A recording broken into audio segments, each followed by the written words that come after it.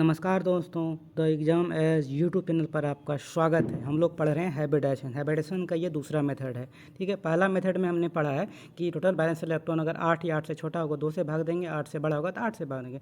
हमने क्या सोचा कि एक फार्मूला बना लेते हैं, वो 8 से बड़ा वाला पार्ट को ही मॉडिफाइड कर देते हैं। इसमें क्या कर दिया, टोटल बैलेंस इलेक्ट्रॉन को अगर मोनोवैलेंट से जोड़ के और 2 से भाग देंगे तो हैबिटेशन निकल जाएगा। जैसे एग्जांपल देखें, जैसे क्या कहें, बैलेंस इलेक्ट्रॉन प्लस मोनोवैलेंट जोड़ के 2 से भाग देंगे। मोनोवैलेंट का अलावा और कोई भी रहेगा तो उसको हम जीरो कर देंगे। ठीक है, तो मोनोवैलेंट का मतलब जिसका वैलेंसी एक हो, जिसका वैलेंसी एक हो, जैसे हाइड्रोजन और सोडियम और पोटासियम, यानी पहला ग्रुप का और फिर कल बारह या एंटी वाला ग्रुप का। बस याद रखना है, इसका बैलेंस इलेक्ट्रॉन मतलब बैलेंस ही एक होता है, जिसका बैलेंस एक हो मोनोवैलेंट पर। ठीक है, अब देखिए एग्जांपल देखते हैं।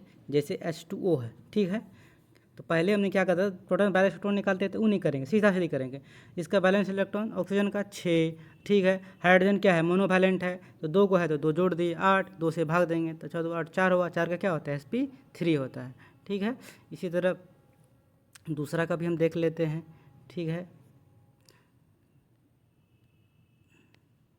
दूसरा का देखते हैं। ठीक है, जैसे मान लीजिए XeF2 है, ठीक है, तो Xe है कितना, क्या बोले, balance electron 8 plus monovalent, fluorine तो मोनोवैलेंट है, फिर कल बाहर आई एम में तो कि 2 को है तो 2 जोड़ दिए, तो ठीक है, तो 2 से भाग देंगे तो 8 10, 2 से दे दिए, कितना होगा 5, 5 का क्या होगा, sp3d हो जाएगा। एकदम एक लाइन में आंसर हो जाएगा एकदम।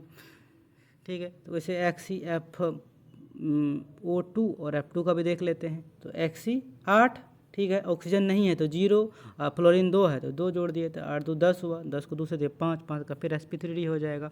माइनस वाले में ऐड कर लेंगे, प्लस वाले में घटा लेंगे, बाकी और कोई चेंज नहीं है। बस एक फार्मूला, बैलेंस इलेक्ट्रॉन को मोनोवैलेंट में अगर जोड़ दें तो हैबिटेशन निकल जाएगा।